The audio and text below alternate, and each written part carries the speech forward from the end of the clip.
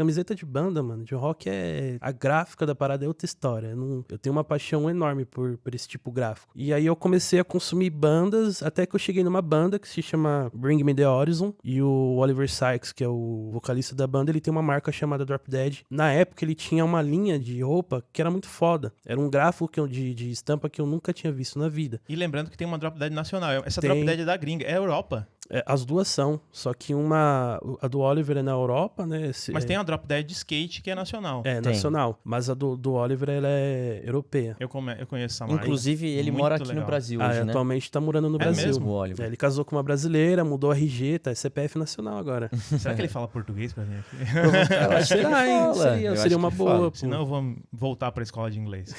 Mas acho que ele fala um embromation ali, dá pra conversar. Legal. E aí, como é que foi? E aí eu falei, cara, é muito louco essas artes, né? E aí eu fui consumir quem fazia essas artes, que era o Michael Shantz e o Keaton Hanson. E um adendo ao Keaton Hanson que eu sempre coloco em pauta ele pra falar que ele era daltônico. Então, a estampa dele tinha sempre assim, ele usava um bege pra preencher o desenho e um marrom pra contornar. Então, tipo, ele trabalhava com as cores que ele conseguia identificar pra montar as estampas. E eu falava, cara, isso é muito louco, sabe? E aí, eu juntei mais um amigo dentro da casa dele, eu peguei um dinheiro, a gente comprou, na época, na Galeria do Rock, camisetas lisas, compramos a tela, emoção, fizemos uma estufa dentro da casa dele, a gente mesmo, e ali a gente aprendeu a queimar a tela e a passar o rodo na camisa.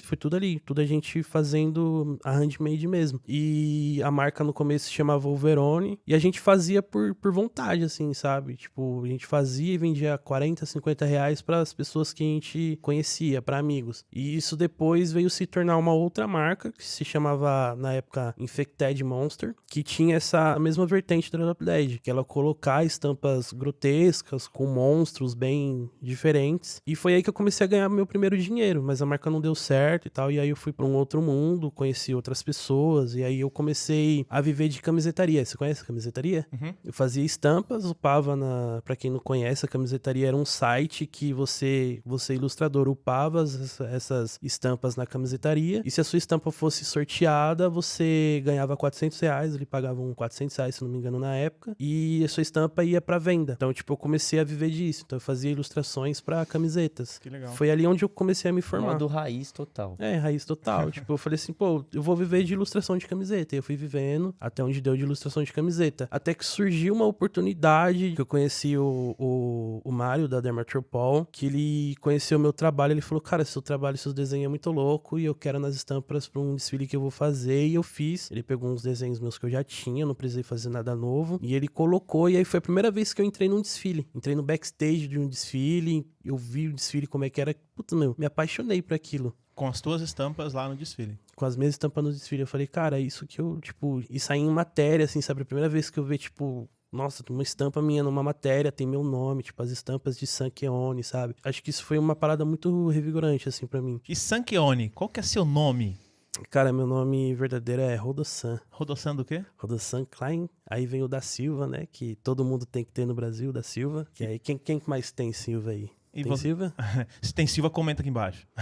Vamos abrir uma marca então, né? Rodossan. Rodossan. Você sabia? Porque ninguém chama de San, né? Eu já soube, mas eu confesso que eu esqueci. San Que ninguém tipo... Até às vezes tu esquece, né? Pô, qual é o meu nome? É que eu não gosto muito de falar meu nome, porque, tipo, pra você falar tem que ter uma dicção, ou já tem que conhecer bem.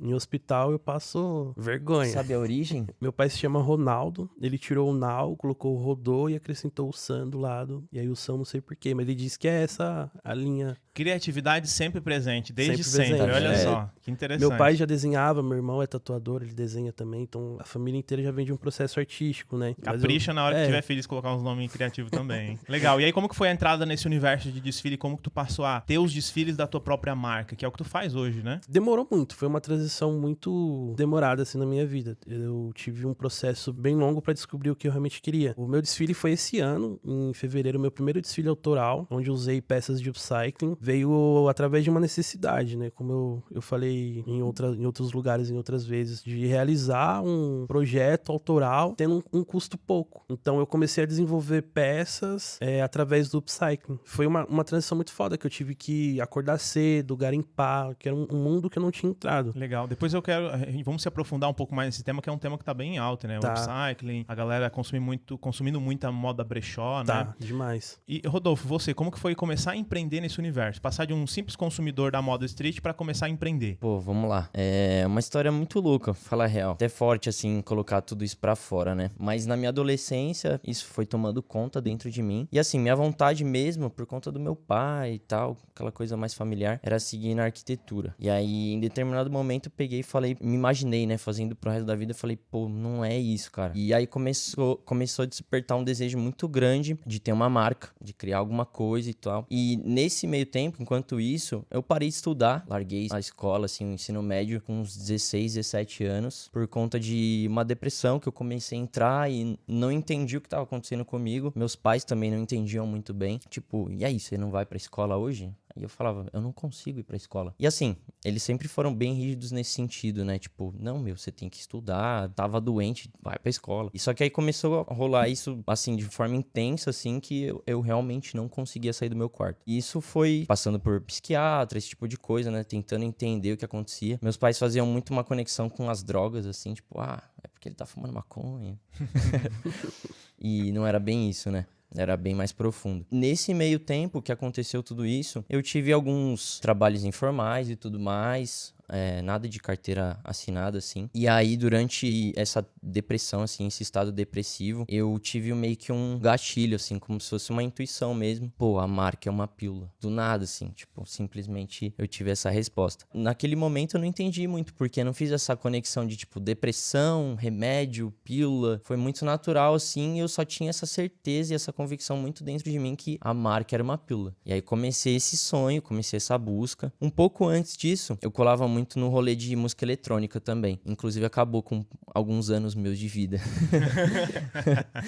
E aí, a primeira marca que eu tentei, assim, comecei a desenhar e tudo mais, projetar, vamos dizer, era mais nessa pegada psicodélica. E aí, não deu certo, assim. Não era a Peel ainda. Não era. Engavetei e aí depois surgiu a Peel. Aí começou uma jornada, assim, de, mano, como é que eu faço pra ter uma marca, né? Tipo, qual que é o primeiro passo e tudo mais. E aí é onde que a gente se cruza, eu e o Sam, assim, nossa história se cruza. Lembrei como a gente se conheceu. O Sam, num grupo de Facebook, voltando naquela coisa, né, de rap, trap e tudo mais, tinha feito uma camiseta do Travis Scott em 2015.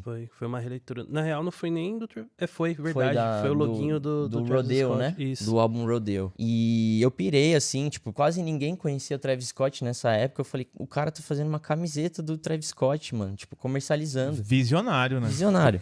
E aí eu falei, mano, preciso dessa camiseta, né? Tipo, essa coisa de expressão e tudo mais, né? Que a gente comentou antes. E aí encontrei com ele no metrô, né? Foi pra levar a peça. Falei, mano, eu levo pessoalmente mesmo. E aí a gente bateu um papo lá e tal. Falei, pô, eu tenho vontade de ter uma marca e tudo mais. Aí eu lembro exatamente o que ele falou. Ele falou assim, quando tiver mais concreto, você me procura de novo. E nisso passou acho que uns 2 aninhos. Foi 2 anos. 2 anos eu voltei e falei, ó, tá aqui, ó. Eu tenho a marca, tudo assim, todo o projeto já, como eu quero, né? Estética e tudo mais, conceito. Como é que eu faço? E aí ele indicou o Mofo, né? Foi. Cara que trabalha há muito tempo no mercado já. E aí foi o primeiro passo que a gente deu ali, sabe? De começar a se descobrir também como marca, né? Tipo, se descobrir também como designer e tudo mais. Fui me encontrando nessa parte criativa dentro da marca. E aí foi embora. Você acaba de assistir mais um corte do Marcas Podcast. E pra você assistir esse episódio na íntegra, é só clicar aqui e já se inscrever no canal, que todos os episódios estão completos.